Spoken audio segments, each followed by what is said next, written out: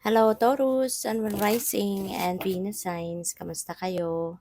Sana po'y nasa mabuti kayong kalagayan. Welcome back po sa Star Tarot. At kung bago kayo rito, welcome din po kayo. Please subscribe, like, share my videos, and leave me a comment po kung nakaresonate kayo. Thank you. First message ni Taurus, we have the Emperor energy, which is really good. Kasi si Emperor, this is about leadership, no? This is about authority. So, possible ng iba sa inyo rito, baka nandoon na kayo sa position of authority. No? Baka kayo ay isang leader, baka kayo ay isang manager, supervisor, consultant, mga ganyan. Ano? Nasa managerial position kayo. You are sitting in a seat of power, no? Siguro. And also, this is also a father archetype, si Emperor. Kaya maari din ng iba sa inyo siguro, baka kayo ay isang tatay na, or isang grandpa, or baka papunta pa lang kayo sa pagiging ganoon, no? Yun ang napipick up ko dyan. And Emperor is also about stability. Kaya napakaganda. Stable na siguro kayo sa inyong money, career, and finances. Stable na kayo sa inyong relationship. Yung mga ganyan. Kaya this is really a beautiful energy. We have judgment. Yan. So this is the time for truth to come forward. Maaaring merong katotohanan dito na lalabas. There is some truth that is coming to light. So, that could be related to anything, no? But for sure, baka meron itong connection sa inyong nakaraan. Maaring may connection ito sa past relationship ninyo or past events, no? Sa buhay ninyo. Maaring baka meron kayong pinaniniwalaan, no? Na something, akala ninyo yun ang totoo. Pero ngayon, maybe you will be discovering na yung pala lahat ay illusion lang. Yung pala lahat ay walang katotohanan. Okay? Kaya sa ngayon, maaari, no, na kung sino man itong nagsinungaling sa'yo or sino man itong um, nag-feed ng information sa'yo na hindi naman totoo, pwede rin, ano, na mag-move on na kayo from that. Maaari din naman na pipiliin mo na mag-forgive, maaaring pipiliin mo na palagpasin na lang ito, no? So, pwedeng merong ganap na ganyan, merong pagpapatawad at merong pag-iintindi na lang, no, ang gagawin ng iba sa inyo. Your next message is Two of Cups. See, Two of Cups, this is about balance and harmony in a relationship. So, maari ng iba sa inyo rito is going to bring the balance, back in your relationships. Kasi, baka, alam mo yun, merong, wala naman kasi sa ating perfect, diba? So, maaring yung inyong relationship has imperfections. Merong mga flaws. Kaya, maaari na ngayon, yan ang aayusin ninyo. Maaari na kung ano man ang nanineglect ninyo, baka nanineglect nyo na yung person mo, baka dahil siguro sa sobrang daming ginagawa ninyo, maybe you didn't have quality time with your person. Kaya baka yun din ang aayusin mo, no? Mas yung parang babawi ka, kumbaga, sa inyong karelasyon, sa inyong person. Pwedeng ganon. Or, this could be a new relationship na papasukin ng iba sa inyo, Taurus.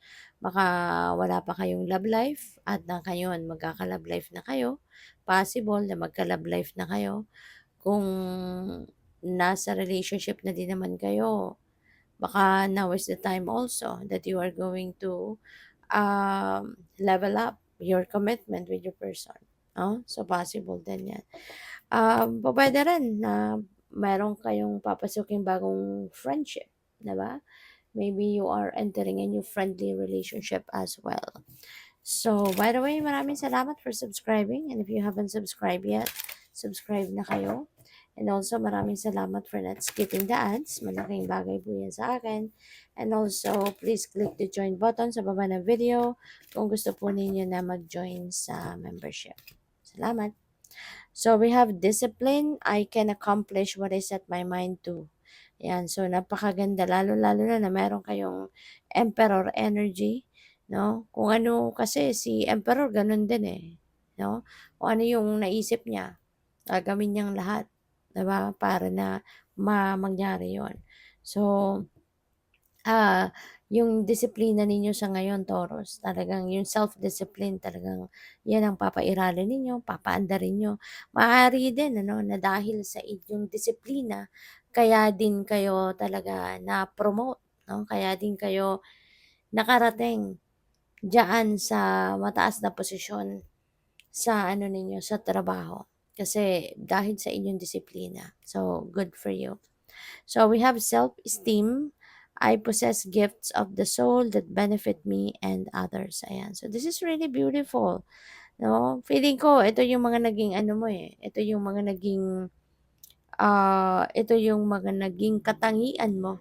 No? Kung bakit ka nakarating sa tagumpay. Kung bakit ka nakarating sa position of authority. Kasi yung mga ito yung mga kailangan mo talaga. Diba? Kailangan mo ng yung self-esteem, yung confidence mo, oozing. Kaya nga napansin kayo, no? Yung potential ninyo napansin ng mga higher ups ninyo, ng employer ninyo, puwedeng gano'n. Dahil 'no, nakikita nila yung ano mo, yung mga katangian mong katulad nito, 'di ba, na may tiwala, may confidence, may disiplina. Kaya yun din yung naging ano mo, siguro yun yung parang naging kapital mo, 'di ba, para makuha mo yung isang mataas na posisyon. So we have judgment. I understand that everyone has their own unique path and challenges. So this is really beautiful. Aside from your being matalino, you're being wise, you are also feeling ko din seasoned na din kayo sa ano sa life experiences, and you are already talagang matured, no? Mentally, emotionally matured na si Taurus. Kaya nandiyan kumbaga nandiyan talaga sa inyo yung katangian ng isang magaling, no, na leader. Kasi dito hindi ka rin yung parang hindi mo gine-generalize, no, yung lahat, 'di ba? You are siguro judging people, ah, isa-isa, 'di ba? Kasi totoo nga naman hindi naman lahat ng tao ay pare-parehas. So this is really beautiful, no, na you are understanding that everyone has its own unique path na dinadaanan sa buhay, 'di ba? Kaya yung pagtingin ninyo sa bawat isa ay talagang according to kung ano man ang klaseng pagkatao niya, yung gano'n, 'no? Paniniwala niya, yung mga ganyan. So, good luck po. Thank you for watching. Love and light. Namaste.